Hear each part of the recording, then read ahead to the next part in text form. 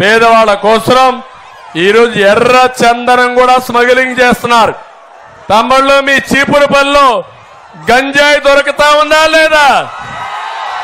గంజాయి దొరుకుతా ఉందా లేదా? బొత్స చేతనైతే గంజాయి రాయకుండా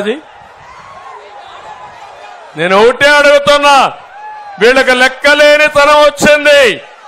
సమాజాన్ని మొత్తం నాశనం చేయాలని ఆలోచిస్తున్నారు.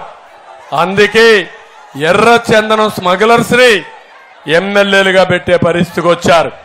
విశాఖపట్నాన్ని నేను ఆ రోజు మీరు చూస్తే ఉత్తరాంధ్ర ఒక విద్యా కేంద్రంగా, ఉత్తరాంధ్ర ఒక ఆర్థిక రాజధానిగా, పిల్లలకు ఐటీ హబ్గా పెట్టి మిమ్మల్ని అందరినీ పైకి తీసుకురాలనుకుంటే ఈ రోజు వీళ్ళొచ్చి 40,000 కోట్ల రూపాయలు విలువ చేసే ఆస్తుల్ని కబ్జా చేసిన దుర్మార్గులు వీళ్ళు. విశాఖపట్నాన్ని గంజాయి రాజధానిగా చేసిన దుర్మార్గులు వేరు. అందుకే వీళ్ళందరినీ మనం గుర్తుపెట్టుకోవాలి. రేపు జరిగే కురుక్షేత్ర యుద్ధంలో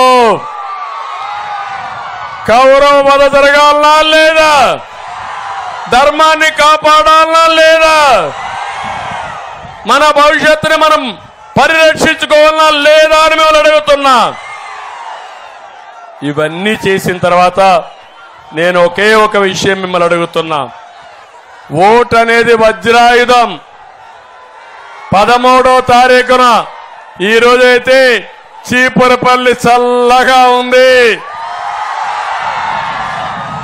చాలా ప్రశాంతంగా ఉంది. కానీ రేపో ఎల్లుండో మళ్ళా ఎండలు పెరుగుతాయి. 13 ఎండలుంటాయి.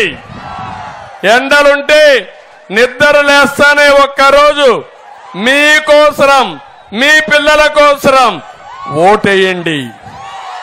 ఓటు అనేది మీ హక్కు, మీ దగ్గరుండే ఆయుధం, నీ జీవితాన్ని మార్చే ఆయుధం ఇది. తెల్లవారితో నిద్రలేయండి, స్నానం చేయండి, దేవుని దగ్గరికి వెళ్ళండి, ఒకసారి దేవుణ్ణి తలుచుకోండి, మమ్మల్ని కూడా తలుచుకోండి.